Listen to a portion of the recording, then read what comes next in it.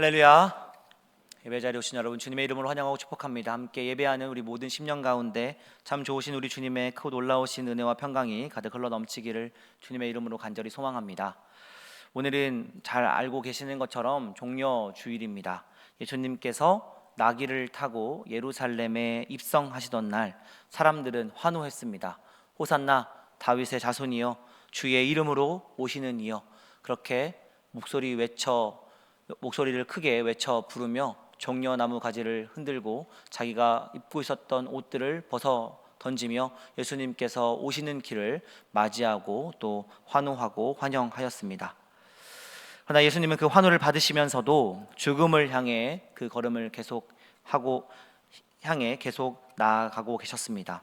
그분은 예루살렘에 들어가면 체포될 것이고 또 고난을 당하고 결국에는 십자가를 지게 될 것을 아셨습니다.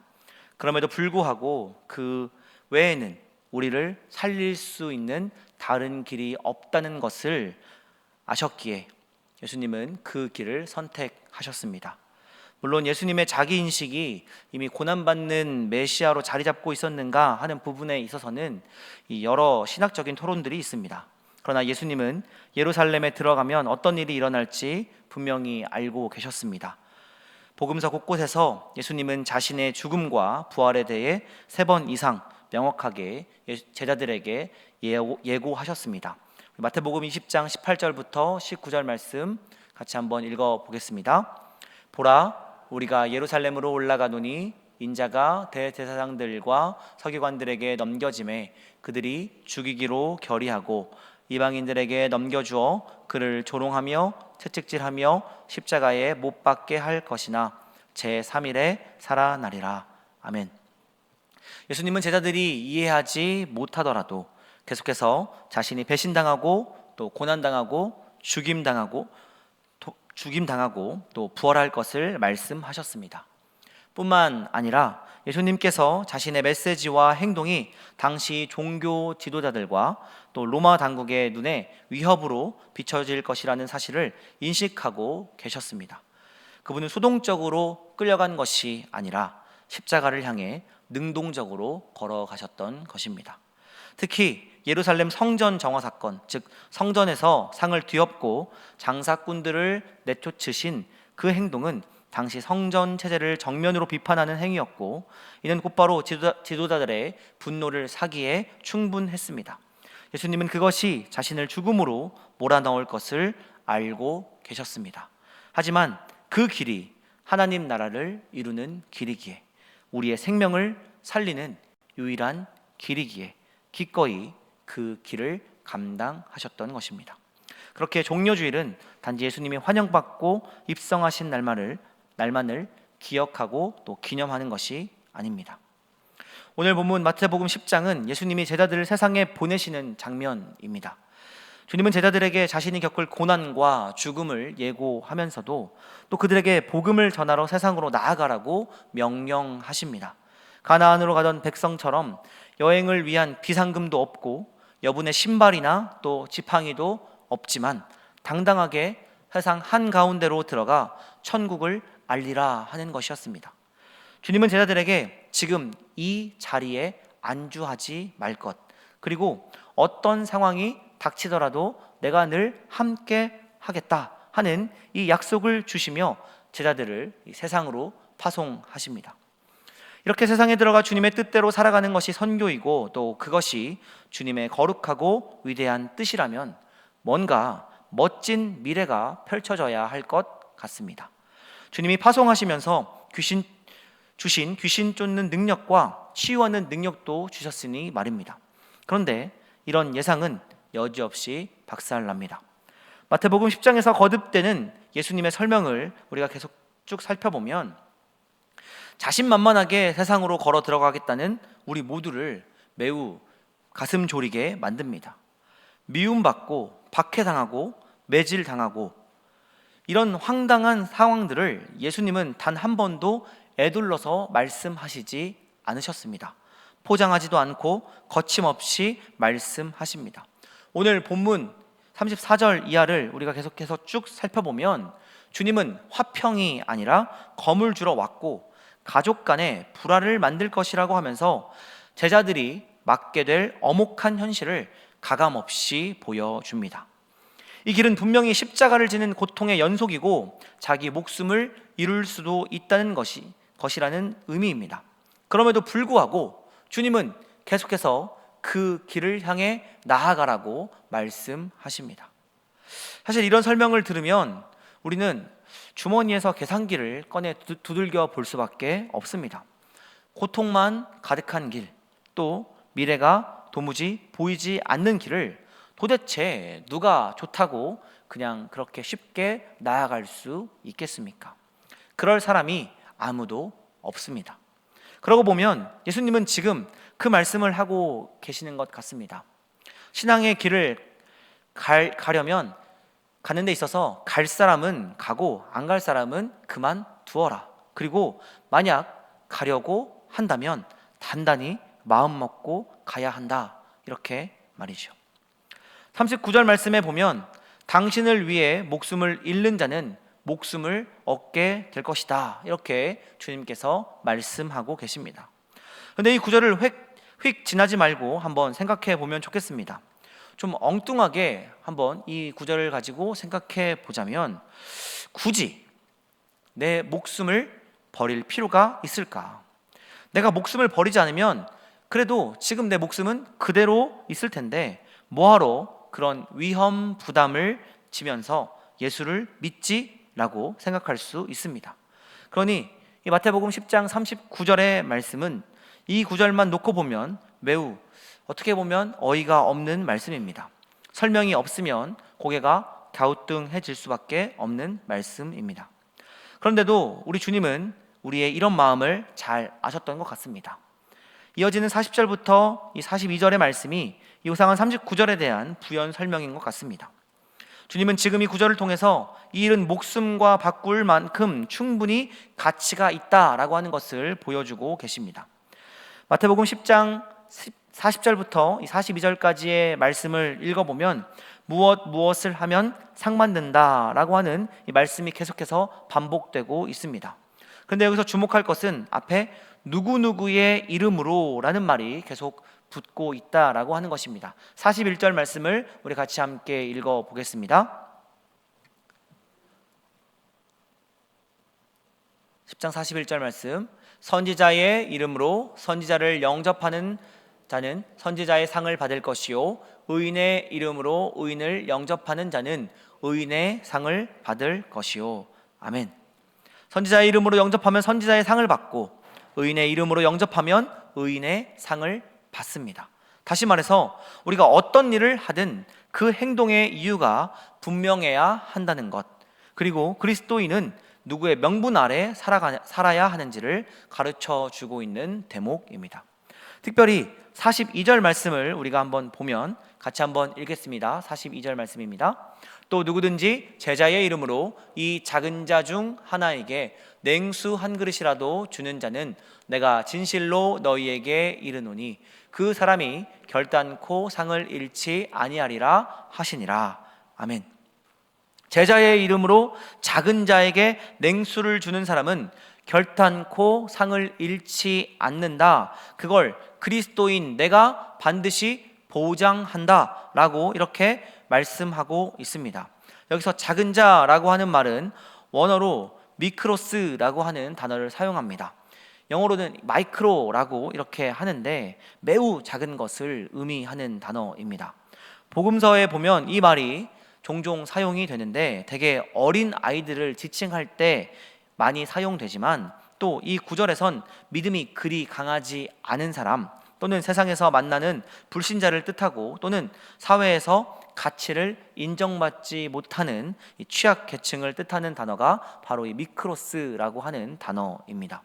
그러니 작은 자에게 냉수를 떠준다라는 말은 우리가 살아가는 일상 속에서 이렇게 작은 자, 사회적으로 존중받지 못하는 자, 이런 사람들을 배려하며 살아야 한다라는 의미가 됩니다. 개인주의가 아니라 선한 공동체를 이루며 살아라 하는 의미입니다. 이 일을 위해 주님은 당신의 제자들을 불러 세상에 보내시고 또 이 일을 세상에 일깨우기 위해 교회를 이 땅에 세우셨습니다. 살아가는 것 자체로 모두가 존중받는 세상, 더불어 손을 잡고 함께 살아가는 세상, 과연 이런 세상이 가능한 것일까요? 우리 힘으론 불가능하지만 주님이 우리와 함께 그 나라를 일구어 나가시겠다라고 하는 것이 성경의 약속입니다. 그러니 이런 나라를 위해서라면 목숨을 바칠만 하다 하는 것입니다. 지금 예수님은 그 길을 스스로 걸어가셨습니다. 그렇다면 우리가 걸어가야 할 길은 어떤 길일까요? 우리가 걸어가야 할 이 낯선 땅은 과연 어디일까요? 내가 피하고 싶었던 관계의 회복이 그 길일 수 있습니다.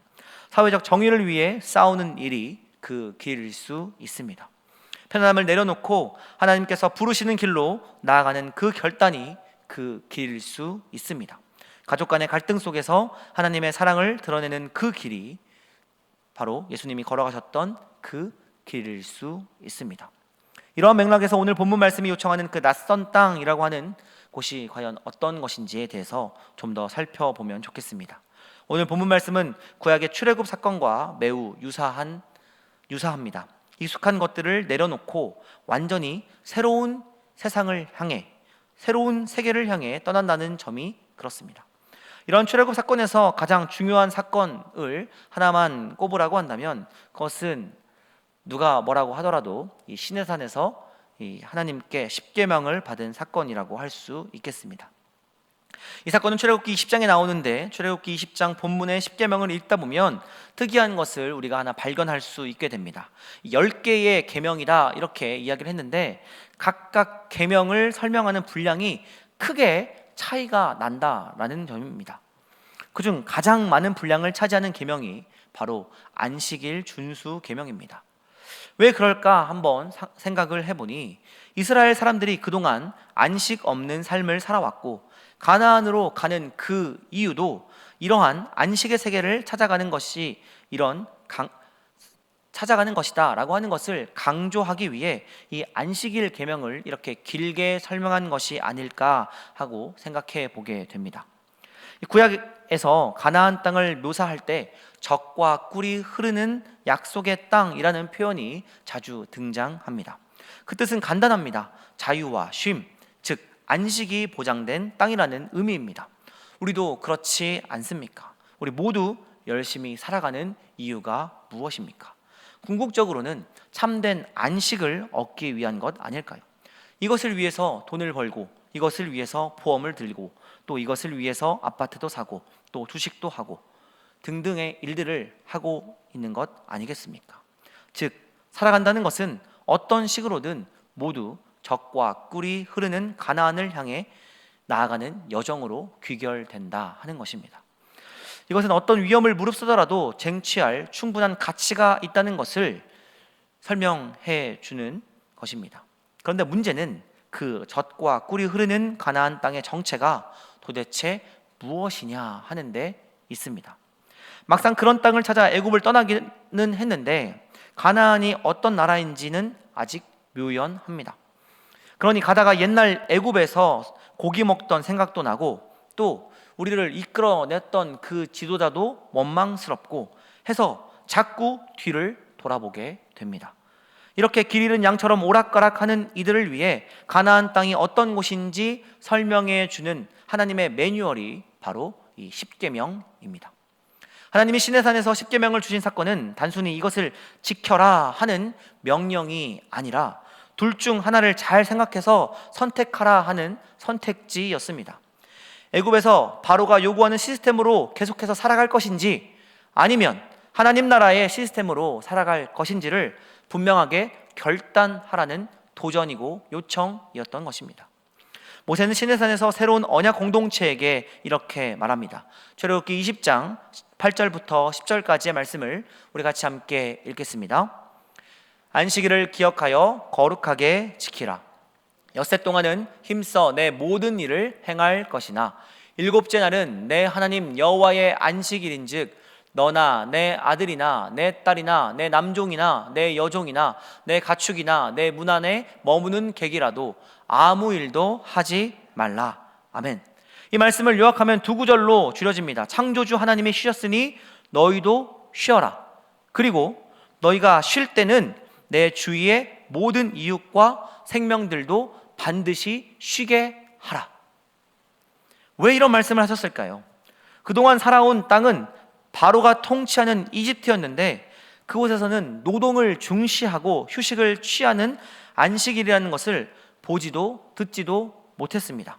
피라미드 꼭대기로 올라가려면 이를 쉬는 법이 없고 동료를 밟고서라도 한 칸 더 위로 올라가야 합니다. 노동력이 없거나 약한 사람은 사람 취급을 받을 수가 없었습니다. 그저 사회에 나고자 취급을 받을 뿐이었습니다. 그렇게 되지 않으려면 잠을 쪼개고 밥대를 줄이고 몸을 축내서라도 한 칸 더 올라가야 합니다. 애굽의 시스템에서는 누구도 이를 멈출 수가 없고 모두가 위협자이고 모두가 경쟁자입니다. 이웃사랑, 존중, 배려, 공존이라는 말은 여기서 가당치도 않습니다. 오직 살아남기 위해 모든 것을 파괴하는 것이 정당화됩니다. 이런 세계는 불안과 죽음의 세계입니다. 월터 브루그만은 그의 저서 안식일은 저항이다 라는 책에서 이 부분을 이렇게 설명하고 있습니다.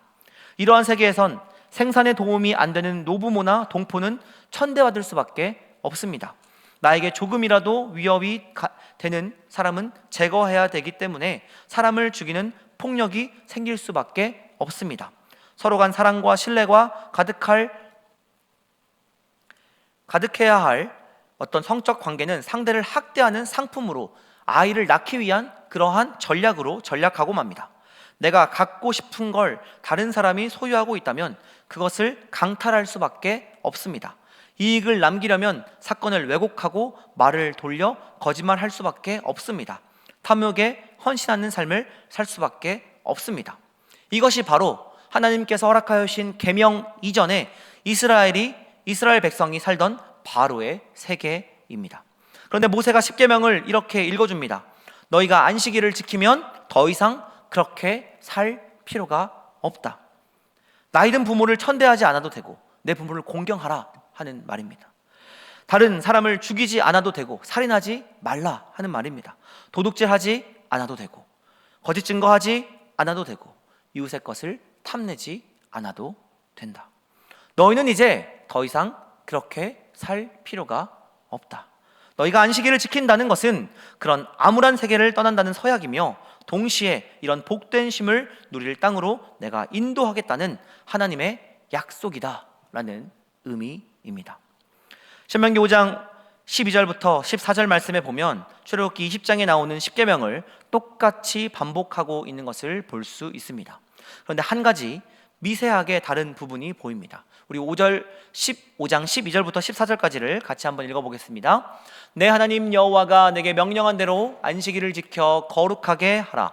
엿새 동안은 힘써 내 모든 일을 행할 것이나 일곱째 날은 내 하나님 여호와의 안식일인즉 너나 내 아들이나 내 딸이나 내 남종이나 내 여종이나 내 소나 내 낙이나 내 모든 가축이나 내 문 안에 유하는 객이라도 아무 일도 하지 못하게 하고 내 남종이나 내 여종에게 너같이 안식하게 할지니라. 아멘. 여기서도 출애굽기 20장과 같이 똑같이 모든 존재가 다 쉬어야 한다는 것을 명령합니다. 그런데 5장 14절 마지막 구절에 보면 너같이 안식하게 할지니라 라는 말을 덧붙여 놓았습니다. 무슨 말입니까? 하나님이 목표로 삼는 안식은 나 혼자만의 쉼이 아니라는 것입니다. 모든 이가 똑같이 쉼을 누리는 그런 세계가 되어야 한다라는 것입니다. 그렇다고 우리가 이 대목에서 오해해서는 안 됩니다. 모두가 안식을 누리고 존재의 귀함을 누리는 이유는 단순히 공산주의가 말하는 차원과는 분명히 다릅니다. 십계명이 지향하는 안식의 이유는 출애굽기 20장 2절부터 3절 그리고 또 신명기 5장 15절에 분명하게 선언되었듯이 우리가 이전에 종되었던 땅에서 하나님이 인도해 낸 것 때문이고 또 이 기억을 몸에 익히려는 이유 때문입니다. 우리가 어디로부터 왔고 또 어디를 향해 나아가고 있는지를 돌아보아야 합니다.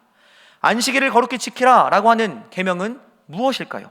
어떤 특정한 날, 특정한 공간에서 특정한 예식을 멋지게 수행한다고 안식일이 거룩해지는 것이 아닙니다.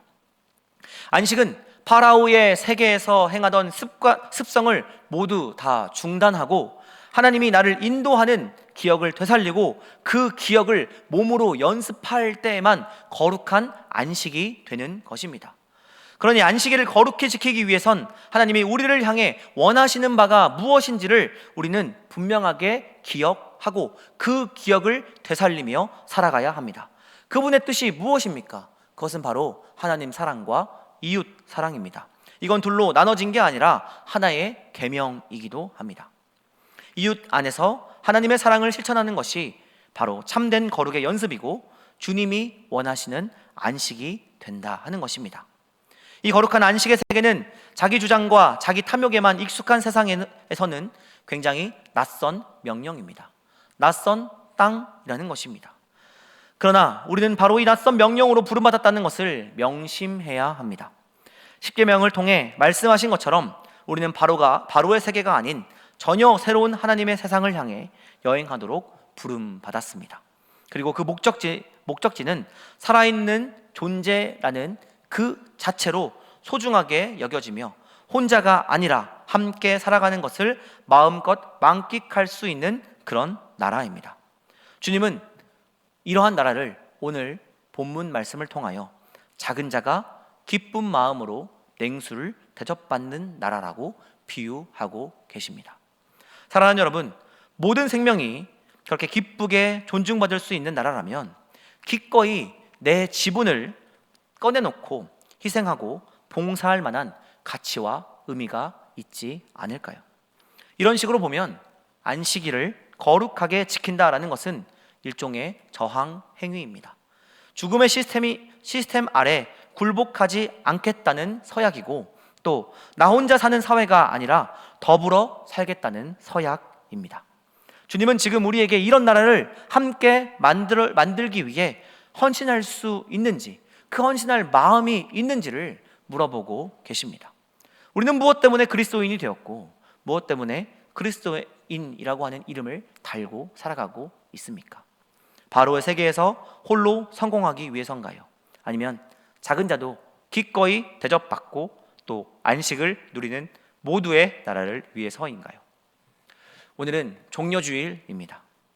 오늘 우리는 호산나를 외칩니다. 그러나 그 외침이 단지 입술의 찬양만 되지 않기를 바랍니다.